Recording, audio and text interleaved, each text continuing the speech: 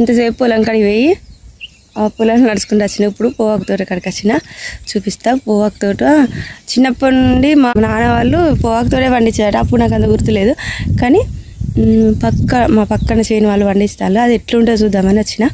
So మీకు ఇక్కడ చూపెడతా. Let's go. మా వాసన వస్తుంది, పోవాకు వాసన వస్తూనే ఉన్నది. ఆల్రెడీ ఈ పువ్వులు కానీ ఈ ఆకు బిగ్ సైజ్ అవుతుంది. చూద్దాం ఏదైనా పెద్దది. ఇగో ఇక్కడికి కిందకి చూపెట్టు. ఇక్కడ నుండి ఇక్కడ వరకు ఆల్మోస్ట్ కొన్ని కింద ఖరాబ్ అయిపోయినాయి. లోపల వేసి పెడదాం పొలంలో ఉన్నప్పుడు ఈ పువ్వులన్నీ ఏంటి ఇదే కావచ్చు పోవాకు తోట వేసిలని తెలుసు. పోవాకు తోట చూద్దామని పువ్వులు మంచిగా ఉన్నాయి, మంచిగా లోపల దాకా పోయి మంచి రీల్స్ తీసుకొని మంచి వీడియోలు తీద్దాం అనుకున్నా. కానీ ఒక్కసారి లోపల కూడా పోవద్దు అవుతుంది, ఎందుకంటే పువ్వాకు వాసన అంత వస్తుంది. ఎందుకంటే కింద చూస్తే ఆల్రెడీ ఈ ఆకు అయింది పువ్వాకు. ఇదే పువ్వాకు అంటే కింద అంటే అది ఖరాబ్ అయింది వచ్చి. ఈ పెద్ద పెద్ద ఆకులను వీటిని అయినాక కట్ చేసి ఎట్లా చేస్తారో లేదు. ఇంత మంచిగా ఉన్న ఆకు. నేను స్టార్టింగ్లో ఉన్నా, మస్తు కనబడుతుంది. అంటే మంచిగా ఉన్నది ఆకు. అంటే ఒక్కొక్క ఆకు పెద్దగా ఉన్నది. ఇన్ని రోజులు తెలంగాణలో పంటలు అంటే వరి, మొక్కజొన్న, మిర్చి అండ్ నాకు తెలిసి పల్లి చేను అవన్నీ ఉండేది. ఇప్పుడు మేము చిన్నగా ఉన్నప్పుడు ఈ పువ్వాకే ఎక్కువ పండించారట ఈ ఏరియా మొత్తం, మా ఏరియా మొత్తం. కానీ ఇప్పుడు మళ్ళీ పువ్వాకు స్టార్ట్ చేస్తారు, ఎందుకంటే ఎక్కువ దిగుబడి వచ్చే పంటలో పువ్వాకు పంట అనేది ఇప్పుడు నెంబర్ 1 ఉన్నదట. అందుకని ఇట్లా మళ్ళీ స్టార్ట్ చేసిళ్ళు. మనకు ఎక్కువ దిగుబడి ఆకు తాకిన కడంత దూరంతా పువ్వాకు. కానీ వేరే కాడ చూసినా చెట్టు బాగా పెద్దగా అవుతుంది. ఏమో ఈ చెట్టు ఇట్లున్నది. ఇవన్నీ పువ్వులు, మళ్ళా సీడ్స్ కానీ కోసం వచ్చే పువ్వులు. అయితే తక్కువ పెట్టుబడితోటి ఎక్కువ దిగుబడి రావడమే మన మెయిన్ థీమ్. ఎవరైనా ఏరైతేనా కోరుకునేది. మేము చిన్నగా ఉన్నప్పుడు పండించే ఈ పువ్వాకును మళ్ళీ ఇప్పుడు మంచిగా మా ఏరియాలో ఇట్లా పండిస్తానని వీడియో చేద్దామని వచ్చిన. సో మీ ఏరియాలో ఇట్లా పండిస్తారా లేదా చెప్పండి. అండ్ ఎప్పుడు ఒకేలా మొక్కజొన్న, పత్తి, లేదంటే ఎవరన్నా కందులు, పల్లి తోట, ఏమైనా చిన్న చిన్న కూరగాయలు అవన్నీ కాకుండా ఎక్కువ ఉన్న వాళ్ళు 1 ఎకరం 2 ఎకరాలు ఇట్లా పువ్వాకు తోట కూడా పెడతాను. ఎందుకంటే మంచి దిగుబడి వస్తుంది.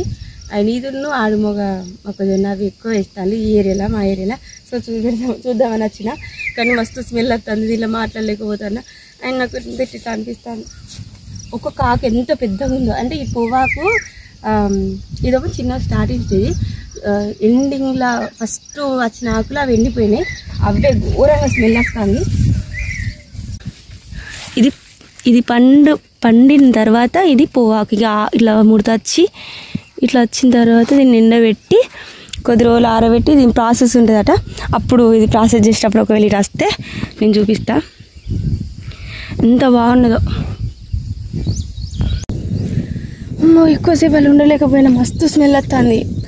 పొద్దున్నే మళ్ళీ నైట్ వర్షం పడ్డది, స్మెల్ తట్టుకోలేకపోతాను. మొత్తం పక్క పొండలో చుట్టూ తాగితే ఎంత స్మెల్ వస్తుందో అంతకంటే ఇంకా ఘాటు. ఎందుకంటే ఇది ప్యూర్ కదా, ప్యూర్ పువ్వాకు ఘాటుగా మస్తు స్మెల్ వస్తుంది నాకైతే.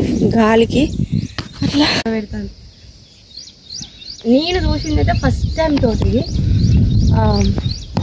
కానీ ఒక 20 ఇయర్స్ బ్యాక్ అయితే ఈ పంట ఎక్కువ పండేది ఈ ఏరియాలో. ఇప్పుడు మళ్ళీ స్టార్ట్ చేసిండ్రు. ఎందుకంటే పంట మార్పిడి చేయడం మంచిది కదా. అండ్ పెట్టుబడి తక్కువ. అండ్ లేబర్స్ కూలీలు అండ్ ఇంకా మధ్య ఉంటుంది. మళ్ళా అంటే కూలీలు పెట్టడం, ఊకే కలిపేయడం, ఊకే ఎక్కువ మనం ఇన్పుట్ ఎక్కువ ఇవ్వకుండా అవుట్పుట్ ఎక్కువ వచ్చే పంట ఇప్పుడు నా వేరే. చూడడానికైతే సూపర్ ఉన్నది, మల్లె తోటలాగా ఉన్నది.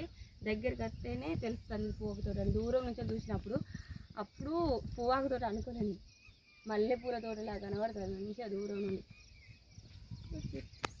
గాలి వస్తుంది, గాలి వల్ల వాసన కూడా బాగా వస్తుంది. నాకు ఇంకోసం ఉండబుద్ధి అవుతలేదు. జస్ట్ ఇట్లా ఇక్కడనే 2-3 చెట్లు ఇట్లా కూర్చొని కొన్ని క్లిప్స్ తీసిన.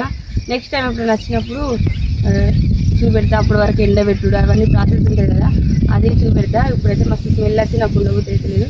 సో ఇదండి ఈరోజు వీడియో నచ్చితే ఒక లైక్ చేయండి. ఎవరైనా ఛానల్ సబ్స్క్రైబ్ అయితే please do subscribe my channel. And మీ ఏరియాలో పువ్వాకు తోట పండిస్తారా అనేది పండిస్తారా, ఎట్లా పండిస్తారు, అండ్ ఇప్పుడు ఇది ఒక పంట మార్పిల్లాగా ఎట్లా ఉన్నది అనేది నా కామెంట్ చెప్పండి. Thank you for watching. మరో మంచి బాయ్.